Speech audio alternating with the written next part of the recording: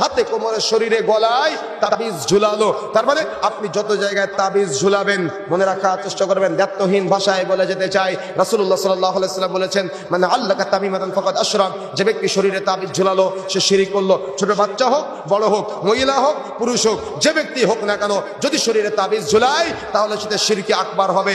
মাইকের আওয়াজ যতদূর পর্যন্ত যাচ্ছে, মা এবং বোনেরা যারা আছেন, আমার যুবক ভাইয়েরা এবং আজকে মুরব্বী চাচারা যারা আছেন, মনে রাখার চেষ্টা করবেন, যদি আপনাদের কারো শরীরে হাতে কোমরে মাজায় গলায় তাবিজ থাকে তাহলে আজকে খুলে ফেলতে হবে। কেন?